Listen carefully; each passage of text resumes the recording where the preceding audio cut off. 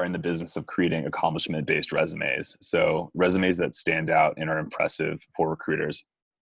Really, these are the types of resumes that win interviews, because when it comes down to it, we want to showcase as much value as possible when crafting these resumes. So I have an example. It looks like a joke, but a guy walks up to a girl at a bar and says, hi, my name is John, confidently. I graduated from Johns Hopkins University and got a 4.0. I also can lift 400 pounds. I don't know. What do you think of this guy so far? He's bragging. See where I'm going with this? Yeah. What else do you think he is? I don't know. Do you think it's too much? I think it's too much. Yeah. Okay. But I mean, maybe Lee's a different example. It would be too much. Exactly. And you're probably wondering, why am I asking you this question right now? It's really not a good scenario to brag about yourself ever. And most people are afraid to do it because they fear being that person. And obviously in this case, it would not be a good decision to go up and be like, hey, I have a 4.0 Johns Hopkins, blah, blah, blah. Right. But when it comes down to a resume, a lot of people have this fear of bragging about themselves. And what we want to do is turn that around and do this in the most crafty way possible. Because when it comes down to it, resumes are a marketing piece. They're not necessarily just a list of things you've done in the past, like in chronological order, just boom. So when it comes down to it, decision makers are briefly scanning for what will give the company the most value. And guys, you've heard this statistic, like people will spend seconds on a resume, and that is completely true. Mm-hmm. Absolutely. And if you've ever hired people before and have had dozens and dozens of resumes to sift through, this is the truth. So they want something that's going to capture their attention. And if you think about it, resumes really are superficial. I mean, it's a document that summarizes your entire professional history and your worth as a professional. So, this is the sad truth. And really, it's important to us to inspire that confidence for our clients and come up with the best documents possible. So, how do we use this when writing our resumes? Let's look at 2 bullet points. Do you want to hire somebody who simply hired new employees, or reduce the turnover rate by 30% by improving the recruitment process? Which bullet would you guys choose? The second one. Yeah. I need to ask questions that are harder, but I think I need to make more sense. But that's exactly it. A lot of the times I get resumes that have like the first example. It's like very plain. It doesn't have too much description. So accomplishments, why should you invest in me? So as you can see, the second bullet point actually showed a tangible result from something that he did on a day-to-day basis. It also includes numbers, which is something that I'm a big fan of. Mm-hmm. So it answers the question, why should you invest in me? This is a $70K job. I just use that as an example. But the 2 main reasons as a employer that I'm willing to spend this much a year on you is that you can make me money or you can save money. So really, guys, these are the 2 things you need to show in the resume, is that your client can make the company money or save the company money. When it comes down to it, that's the simplest way I can describe it. So these are all different ways that you can show that your client made money or saved money. Take some time to look over this and just let it kind of sink in. These are all just examples.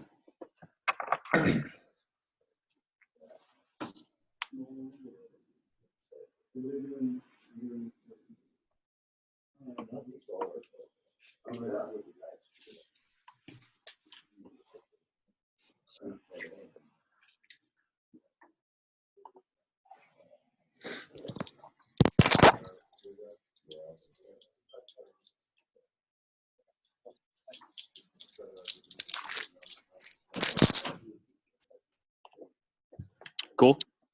Mm-hmm. Yep. So really when it comes down to, like, the first example looked very like simplistic, like made money, save money. How do I do that? But really what it does is it branches out into all these different things. It gets more specific. You know, you are making money by solving a problem. If you're like an engineer, I'm sure that's a good way, by creating new systems, by building relationships or partnerships. You're definitely making money if you're retaining existing customers. So all good things to look for. And so these are some good bullet point examples. This is actually from my favorite book ever, Resume Magic. But the lady uses these as examples to show that her client made money or saved money. And try to notice the common theme when you're looking at these bullet points real quick.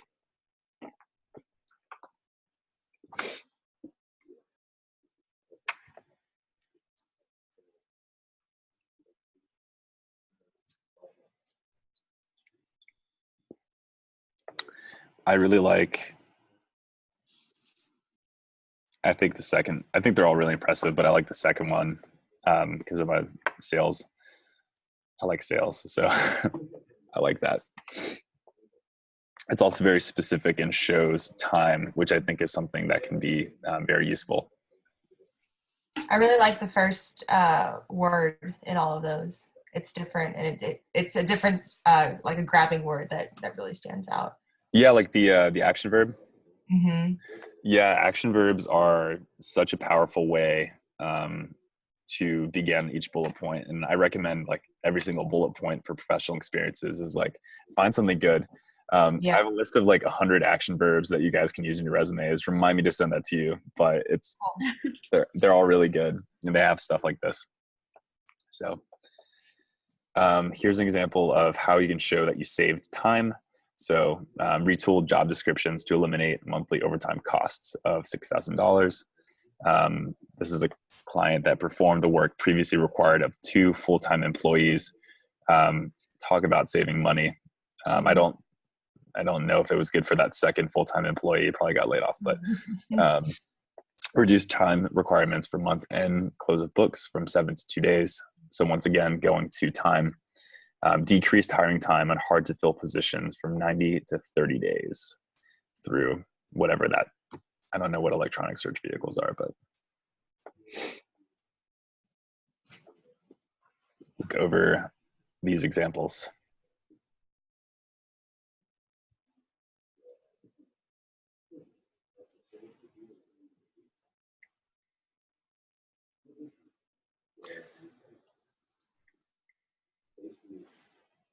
Once again, with percentages and numbers being a common theme throughout these bullet points.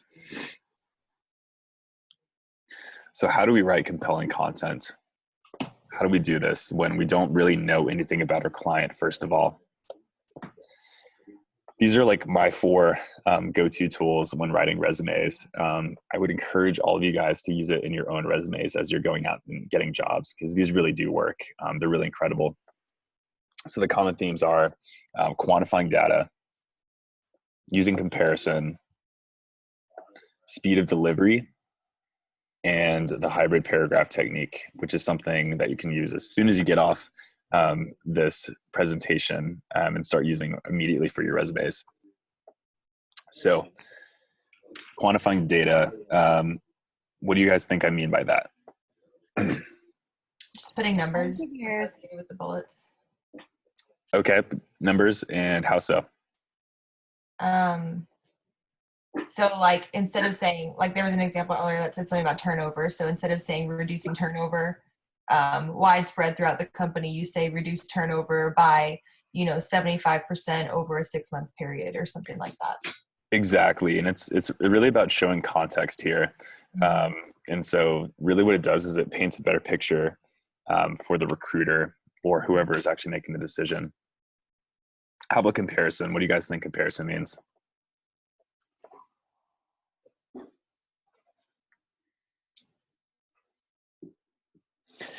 I'm kind of going on a whim here because it's like a comparison can mean a lot of things, but we'll see. I was gonna say, it's like how you influenced the previous position that you were in, like where it was to where you ended it. Yeah, no, that's a great way to use comparison. So like before and afters, like before Like project, how you, after right. project. Another way is comparing yourself to other people, which in a real life scenario, I would never do that. Like I would never, um, like it's just these things that sound so wrong. But when it comes to resumes, I think it's completely acceptable. A way we can do that is like showing that you won an award for something, or show that you. One thing I wrote for a client, for instance, is that he had like the highest satisfaction rate within his team. So there are like respectful ways to kind of craft that in a resume. So speed of delivery. What do you guys think I mean by that?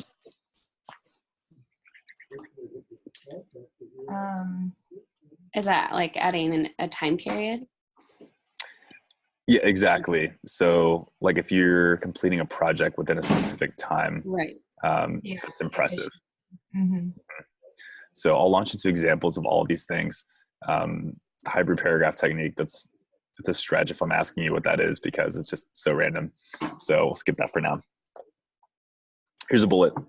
I'm going to have you guys, as an exercise, make up a number right now, because we don't know the person. But go ahead and quantify this bullet point. I'll have Ashley do this one, and Annalisa, you can do the next one. Okay.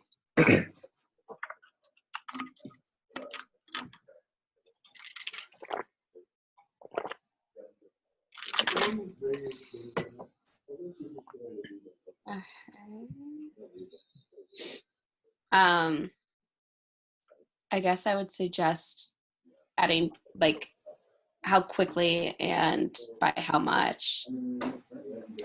Okay. So perfect. Make up a number and say the bullet point again. Oh.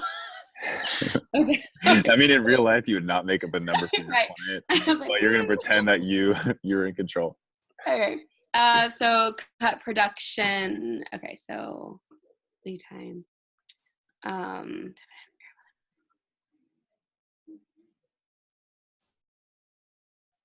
Cut production lead time depending on airplane mode. I guess I'm not good with this industry. I guess finished like. I guess I'm I know. I'm asking like you to be like a like story, like a make up a movie almost. It's like it's too yeah. much. Yeah. I'm But like, well, you don't like I have no background in the manufacturing I industry, so know. I'm like, Yeah. But like no, this you maybe this. you're definitely like right when you say like by how much. So like that's an Right. example of something Well, I you mean, by ask. how much and in what time period, but you'd also like want to use appropriate language. Exactly. So I'm like, yeah, I would need like a background paragraph of like, who this person is and what. Like, yeah. But no, that's exactly right though. Like cut production lead time by like 50% or something like that. right. So asking the client that is really useful. Here's the allergies. There we go. Voice going away. The water break. There we go. Okay. I sound a lot better. Comparison. How can we make this bullet point better? Improved branch ranking for sales volume to number one. How can we show more context by comparison?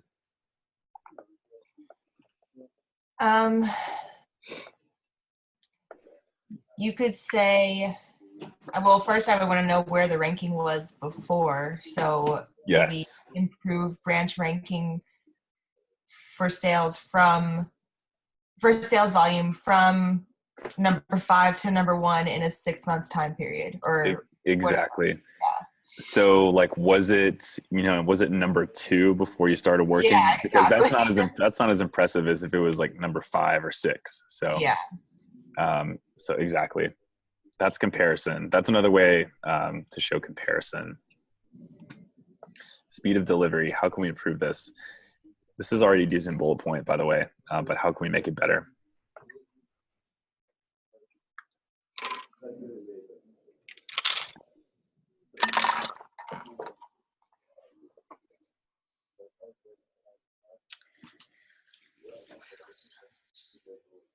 So would you just be adding like the time period to this one? Like the 6 months? Improved hospital efficiency ranking from number 4 to number 1 in division within a year. Exactly. So this lady actually wrote her resume. I took this directly from her resume. She did it within 6 months, which is actually really impressive. She worked for like DaVita, I think dialysis clinic or whatever. But that was actually really impressive. So I was like, you need to include this in your bullet point. So exactly within a 6 month time frame. Boom. You guys are experts. So the last thing I'll share, and this is like the easiest thing to increase the quality of the resume. Really super easy, and everyone kind of our team already implements it, but it's called the hybrid paragraph technique. And I'll show you some examples of what looks bad versus good versus even better. But this is a description for a sales and marketing director. Why is this not the best way to include this on a resume, to include a job experience in a resume? What do you guys think? Well, it's in a paragraph. I mean, it would be easier to read if it was bulleted. Exactly. And why do I get resumes all the time that look like this? Because nobody wants to read that, especially if they're going to spend seconds on a resume. So I always like to one-up it and include bullet points that begin with these super awesome action verbs like negotiates. Wow. This is kind of a weak third bullet point, but whatever. So I think this is less bad. Now, the hybrid paragraph technique takes it one step further and includes a description at the top in bullet points for things that you actually want to see. So my eye is actually drawn towards the bullet points because they're a lot easier to read. So what you can do is break it up a little bit, break up the job description a little bit by including the day-to-day descriptions at the top and the accomplishments that you actually want the recruiter to for sure see down here below. So I recommend including that, especially if somebody has a lot of experience and they kind of need to break apart different sections of their resume. So do you suggest doing this for every resume, or I guess depending on what the experience is and how, I mean, is this just an example of one way to break it up, or is this kind of what you recommend doing? It's just one example because, I mean, when it comes down to it, like say you're going back to somebody's experience from like 1990s and like you don't want to include too much, then I might just include like a bullet point or two. And that's such a good question that I want to show an example of a resume that I wrote. Let's see, close clients. Let's see if I can find an example.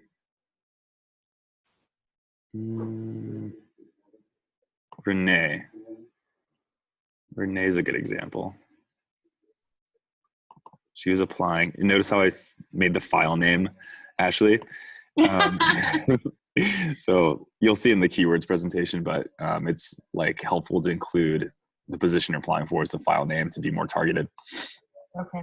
So, okay, resume I wrote for Renee. So I used the hybrid paragraph technique for Greer Industries. So she was the president, so she had a lot to talk about. And so on the day-to-day descriptions right here, I made it into a short paragraph. And down here I did bullets. And Ashley, as per our last presentation, I included some keywords there that could be useful. Let's see, go to her page 2. Hybrid paragraph right here. Hybrid paragraph right here. And no hybrid paragraph right here. I just made a couple of bullet points. And I really didn't want to include her park ranger experience, but she was so proud of it. I was like, how could I not? This is 1978. Oh my God.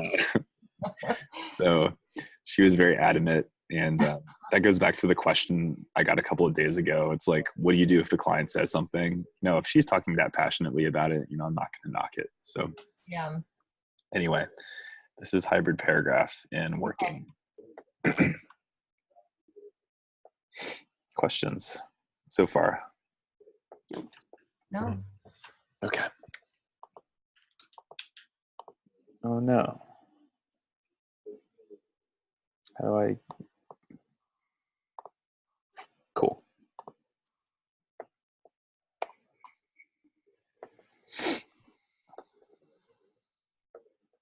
So, as consultants, how do you get these things from your clients when they're not on the resume? You ask, you investigate, you dig deeper, do anything you can to not exit out of your presentation. Do anything you can to kind of extract this information from your clients. So don't be like a private investigator and really grill your clients, but there are fun ways you can do it. I just put this for fun. I don't even know what movie this is from. So that's the whole point of the phone consultation, guys, is to really connect with your client and get to know them. It's so much better than email communication because you really can see what people are passionate about, what they've done in the past and things like that. So this is what your phone consultation should sound like. And this is like the funniest part of the presentation, and I'm sorry to make you guys go through this, but I'm going to have one of you guys be the writer and the other person's going to be the client. So Ashley, you ask the question, and Annalisa, you be the client. Role play. Okay. Have you won any awards in your last company? No, but my organization won most important facility 2 years in a row. I don't know. Okay, improved. The box of like the photos is covering the part of the slideshow. But Oh man, that's so weird. You can move that. Yeah, I think you can move that box. Yeah. I had that same issue. I was like, can you like move your screen just? And I was like, oh wait. Oh, perfect. Yeah. Sorry. Let me try again. No, but my organization won most improved facility 2 years in a row. Wow, you guys can win a Academy Award from how awesome that was. Actually, it's not Academy Award, is it? Is it Oscar? Well, I mean, I guess it depends. It would be an Oscar or a SAG award, which is their union. SAG. That's a good one. Yeah, a SAG, Oscar, or an Academy Award. I think it could all be. Okay. Regardless, perfect form there. So after speaking with your clients on this most improved facility, you come up with a bullet point: led team to win most improved facility 2 years in a row. And you can actually include the years. I think that's an effective way to show that information. All right, hit it. What was the result from implementing that new program listed in your last experience? We reduced the turnaround time for the service by a little under an hour. Wow, wonderful information to get from your client. So, implemented Six Sigma techniques into division, reducing service time by 50 minutes. I don't know if Six Sigma is even in that bullet point. I'll have to change that slide. I don't think I was like, where did you get that from? Cool, but you're psychic, remember? So, another good bullet point. Glad to hear you train a group of new hires every week. How many do you train, and have you seen company success go up as a result? About 6 new hires. I'm not really sure how to answer that question, but I can look into it. Exactly. So the whole point of that slide was to show that a lot of the times our clients may not be able to answer questions for you right on the spot, but do ask that they look these things up for you and just write you an email. Like a lot of the times I've done consultations where like they'll have to get back to you and follow up. So doing bullet point, train 6 new hires on a weekly basis, train employees on new efficiency techniques. Okay. I'll do this one. Did you have a strong record of controlling costs in comparison with other branches or plants? So we're talking about comparison here. The client said, yeah, we actually ranked as the lowest cost producer last year among our competitors. On average, I'd say we were 10% above. So the resulting bullet point was ranked as lowest cost producer among 4 comparable U.S. plants, consistently operating at 10% below the norm. Whoa.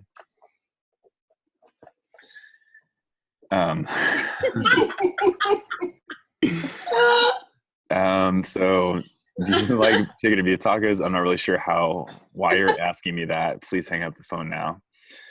I wouldn't ask your client these questions, but just to show you can make a bullet point out of anything, I said.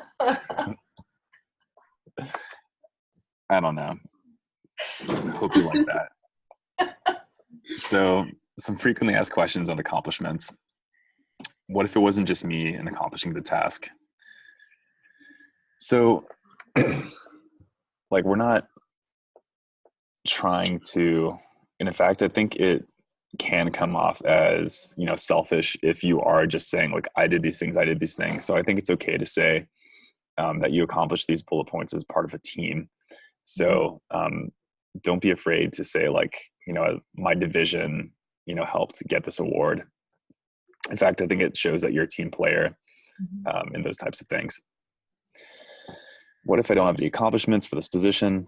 Don't necessarily keyword stuff. I mean, that's not keyword stuff. Exaggerate, which is kind of the point of that. But I would like to err more on the side of showcasing accomplishments versus not, because I think the people we work with overall are very impressive. Make money, save money. That's the whole theme of the presentation, and showing that our clients can do that can actually make a huge difference in terms of the resumes. So that's all I got for you guys. If you have any questions, I would love to hear from you, especially as we're looking to kind of perfect this presentation in the future.